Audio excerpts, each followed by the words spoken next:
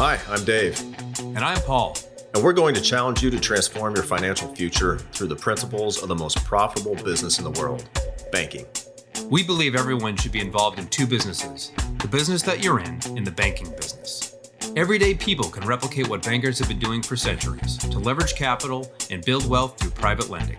Join us as we uncover the truths about money, expose lies and myths, and flip conventional financial advice on its head. Here we go. All right, Paul, welcome back. How you doing? Good, man. Good morning. How are you? I'm great. Maybe you can notice the fresh tan I'm sporting right now. I spent 4 days in Florida over spring break, getting some sun, some relaxation, ready to hit quarter number 2 of this year and get going. Awesome. Yeah, Florida's great this time of year. Get away from, especially where you live. Yeah, especially where I live. Florida is great for many reasons. We'll just say that. But, well, all right. Yes. So today we are going to be talking about, we thought it would be really important to talk about mindset. Now, it's not going to be one of those woo-woo episodes where, just visualize and imagine and it will be. It's really talking about changing your mindset from the broke middle class mindset that most of us were raised in.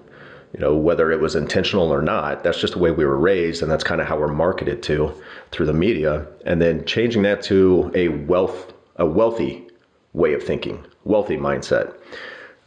So we will kind of explore our backgrounds in that and how we made that transition from one mindset to the next, because really, I think you and I both agree, like middle class is a mindset more than it is a socio-economic status.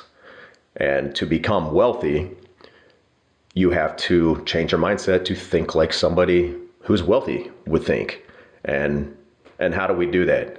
Well, for me, it was reading books, listening to podcasts, surrounding myself with people who are wealthy, or at least wealthier than I am, and finding out what they do and start thinking like they think.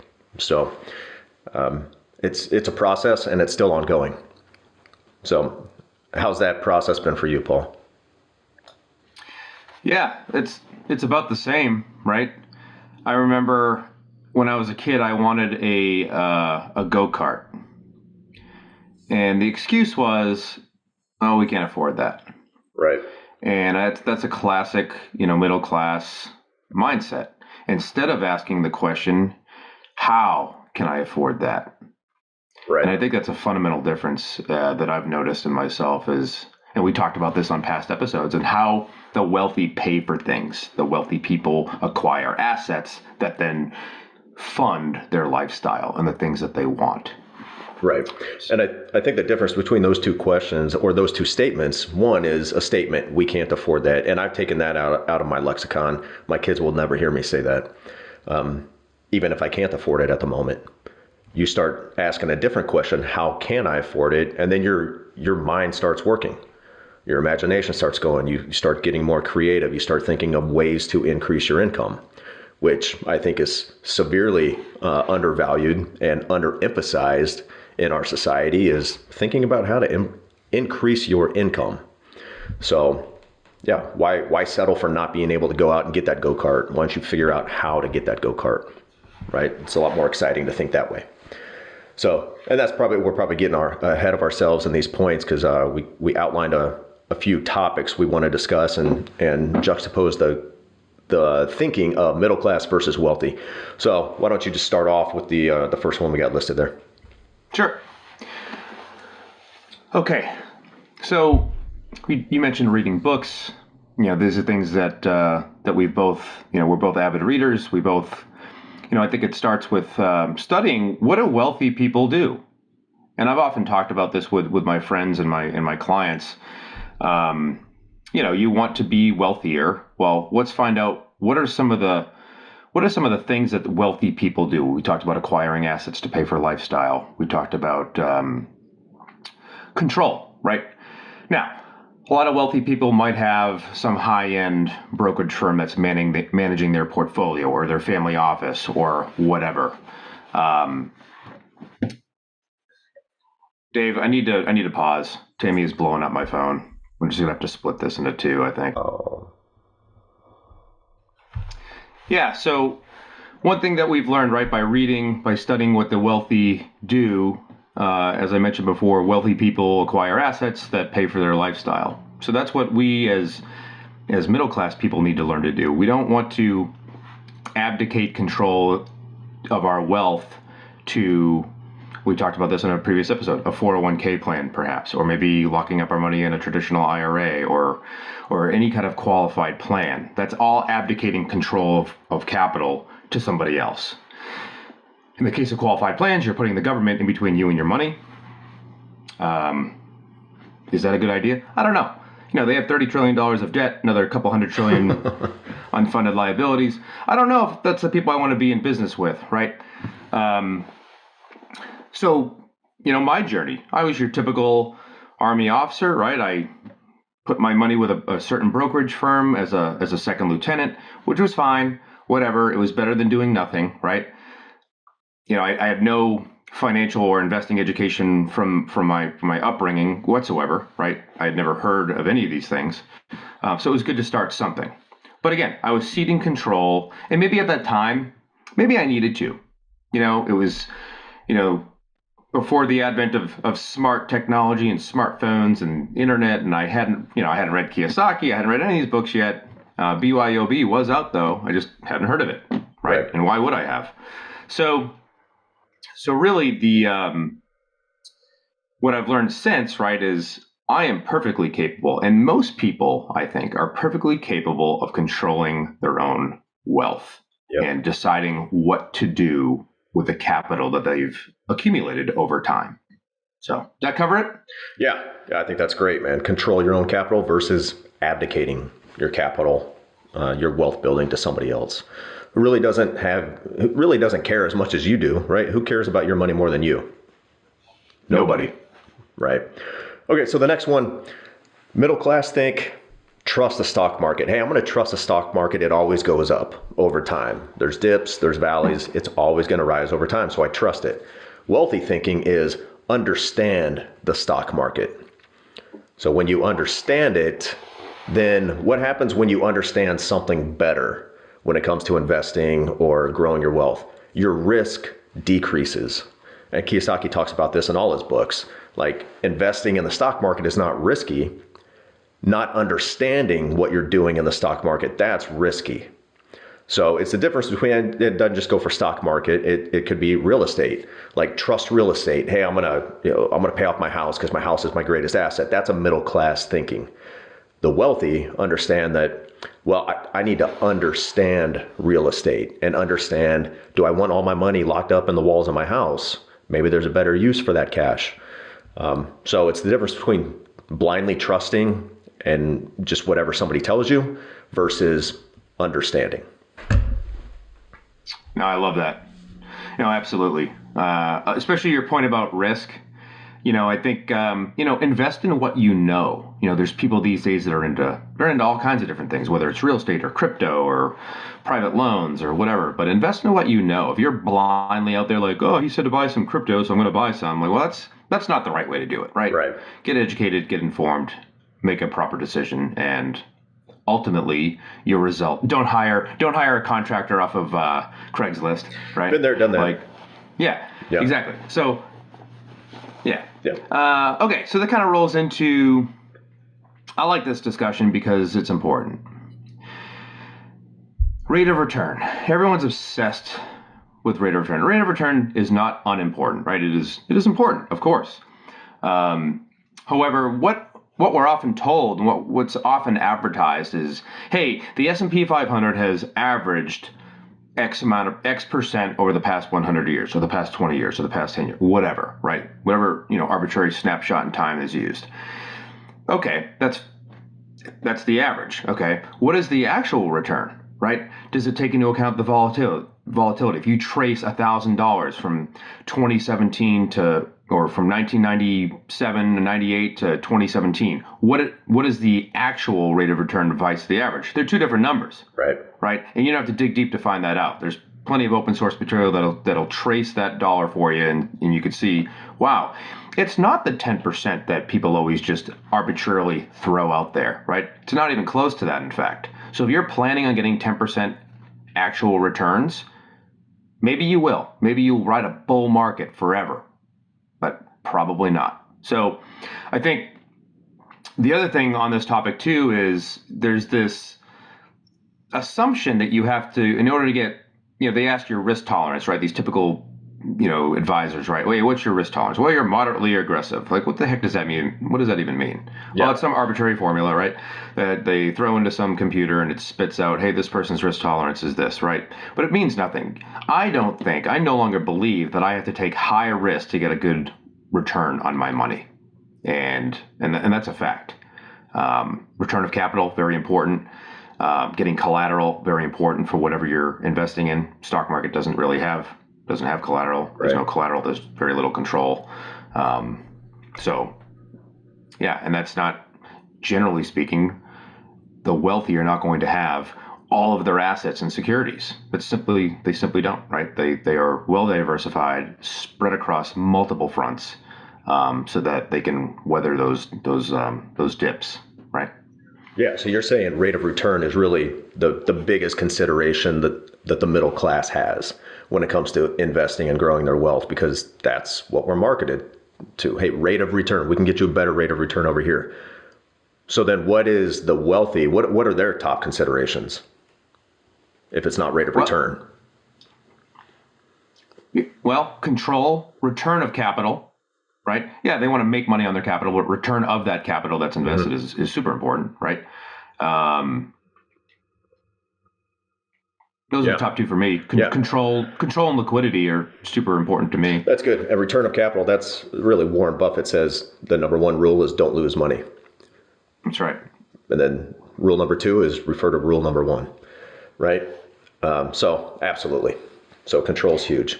And while it's in my head, Dave, before you jump to the next one, and Nelson talked about this in Becoming Your Own Banker, is people get so focused on that. Most people are happy if they're investing or saving 10% of their income. What they really need to realize, and just do some simple math, is that going to get you to the lifestyle that you want if you're only, taking your focus on that 10% where you could be. And this is where the IBC conversation comes in, although this off topic, but since this podcast is about IBC, I just wanted to mention this. Like, if we could recapture money that we're bleeding out of our system, that would enhance ultimately that 10% that we're investing. And now we're capturing more than that 10%, and it's working for us in multiple places through a series of policies or whatever. So yeah, the 10% is important, and maybe it's 15 or 20% in your case, but there's a better way to get more money working for you if you just change your spending pattern. And we'll talk about that in a future episode. Right. So you're saying if you spend 40 years saving and investing 10%, is that really going to be able to allow you to live for 20 or 30 years without working? I don't know. That's a big bet you're making. Yep. Good point. All right. Another middle class thinking is, I like to say it's the always pay cash group. So there's really 2 groups in the middle class when it comes to this. It's, hey, I want instant gratification. I'm going to put it all on credit. I don't have the discipline or the time to wait by saving cash, which is awful, right? Consumer debt is outrageous. But then the opposite end of that middle class spectrum is, I will never use credit and I will always pay cash and only cash for everything, right? Which on the surface seems like a lot more responsible. And I would agree that person is probably going to fare better in life because they have some discipline, they have delayed gratification. But both of those, at the end of the day, you just end up at a zero line, right? Because if you're borrowing to go buy something, you're starting in a negative in the hole and working your way back up to the zero line. If you're saving and then you pay cash, you dropped all the way back down to the zero line when you paid cash, right? So the wealthy alternative, the way to think about this with a wealthy mindset is leverage that cash and use other people's money.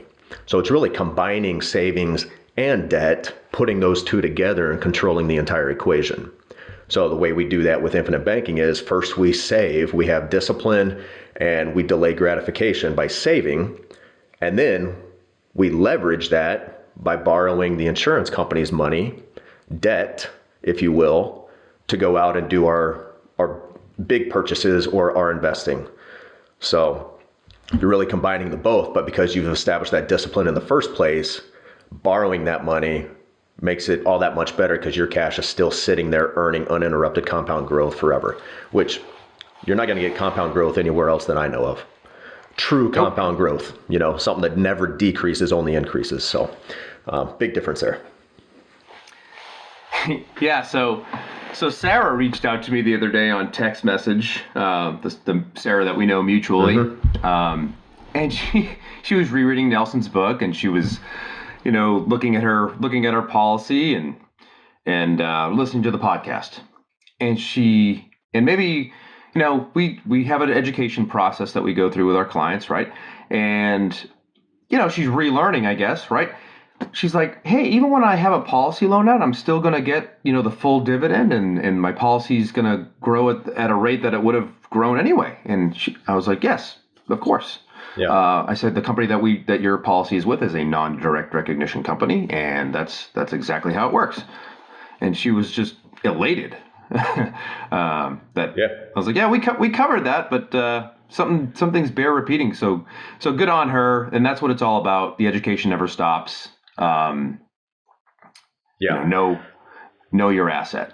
Yeah, and if I'm not mistaken, she was reading that to her son, right? And he wanted her to read it to her. So little BYOB ninja there. Yeah, pretty cool. He's a young kid too. Okay, so let's roll into focus on cutting expenses, right? That's kind of like the tightening of the belt. This is, to me, this reminds me of I'm 65, I'm your typical American, I've accumulated all this money in either my company's 401k plan or an IRA or both or whatever, some savings. And now my advisor is like, okay, now we're going to implement the 3% rule for the rest of your life. And just, hey, look, assuming that the rate of return is this on your portfolio, you'll have money until you're 91 years old or 98 years old or 103 or whatever. Anyway, this is all unknown. The future is unknown. We have no idea if these calculations will work, right? But what they tell you is, hey, you're going to be in a lower tax bracket. Hey, your house is going to be paid off. You're not going to have that mortgage.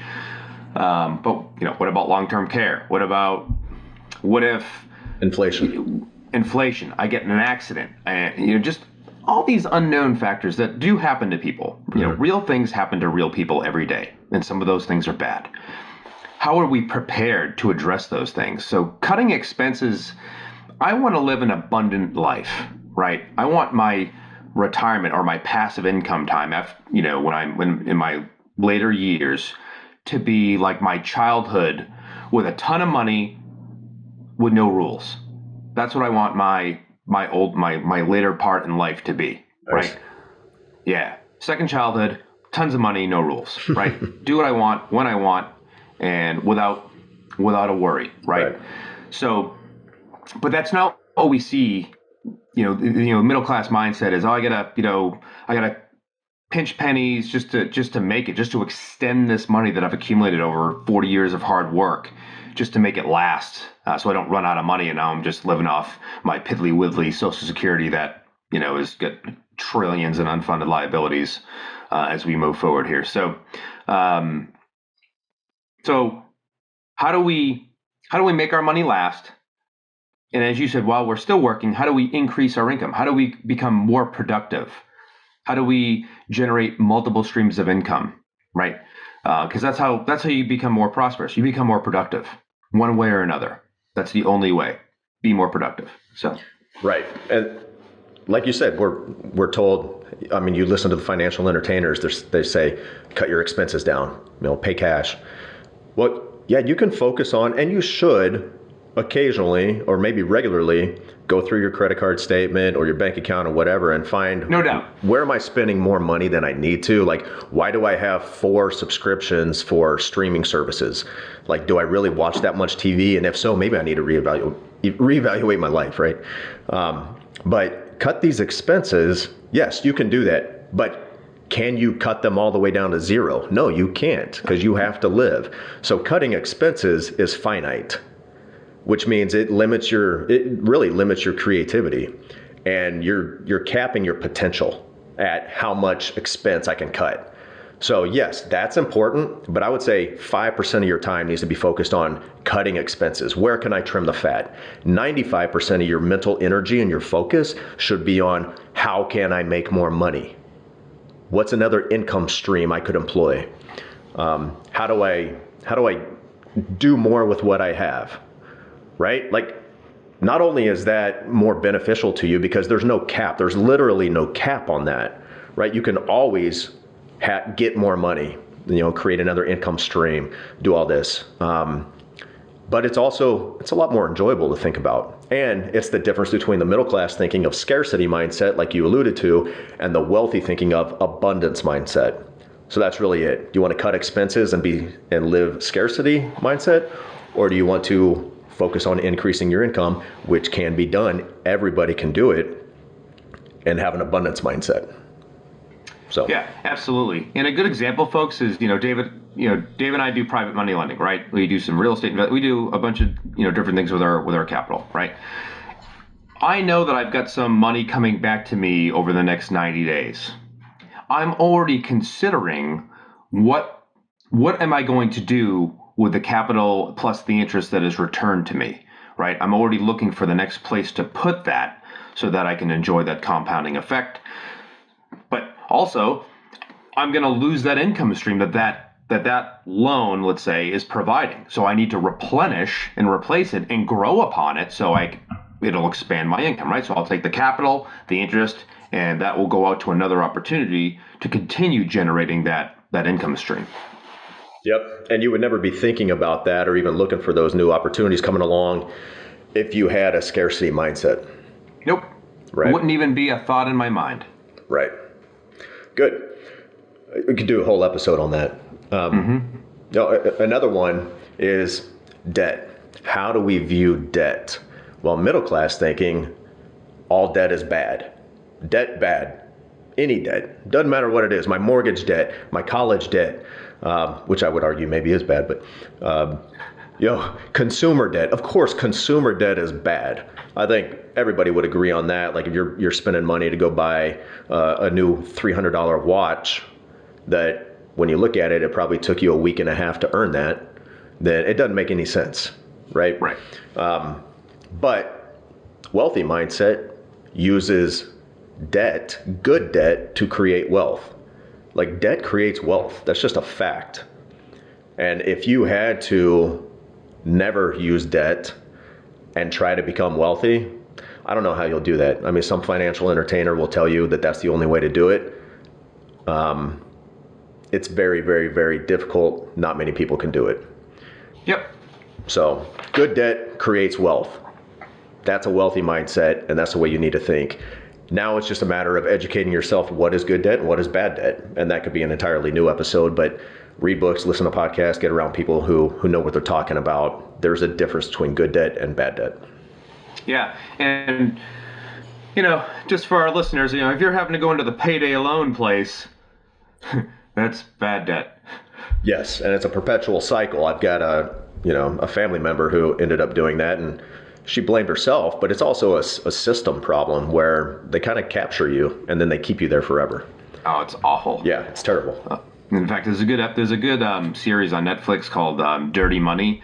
I think the first episode might be about one of those companies that was just so predatory as far as the fees, the hidden fees, and oh my God, these poor people that got caught up in that. Yeah. That dude's in jail now, though. So yeah, but it comes down to education, right? If they had known better, if they had been more educated about finances and the way money works in this world, they would never have been in that position, most likely. Yeah, absolutely.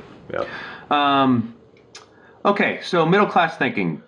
I'm diversified in a single asset class, which means I'm in the stock market, right? I've got some maybe individual stocks. I've got mutual funds.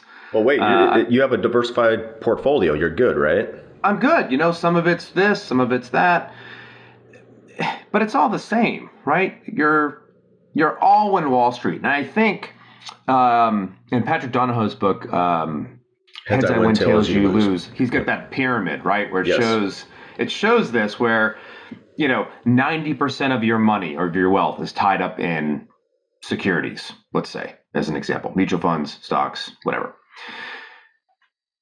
Where it should be kind of the opposite. Your foundation should not be that. Your foundation should be something that's guaranteed, stable, never stops growing, maybe provides a death benefit. You see what I'm getting at? Yep. So yeah. Whereas, the wealthy mindset is, hey, I've got some money in securities. Great. I've got some money in cash flowing real estate that I control. I've got some money in maybe some passive income streams that I have some control in some say, but maybe not as much. I've got some guaranteed assets, obviously, right? We've talked about, what would the billionaires do? What do they do? Well, every time a child is born, they open up a high cash value type of whole life insurance contract on that child to create that perpetual wealth system for the family, right?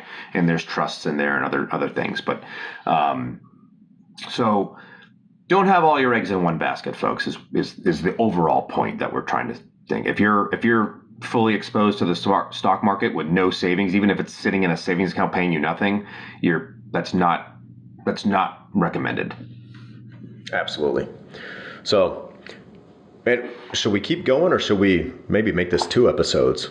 Because we're about at the time for 1 episode. Why don't we come back and kind of wrap this up in the next episode, and then we'll talk about not just the difference between middle class and wealthy thinking, but what are the actions that the two take, and maybe what are some actions you can take today to start living out that wealthy mindset. So we'll get into that as well. Yeah. Great. All right, man. Well, that's a good one, and we'll catch you guys next week. See you later, everybody. Hey, thanks for listening, everybody.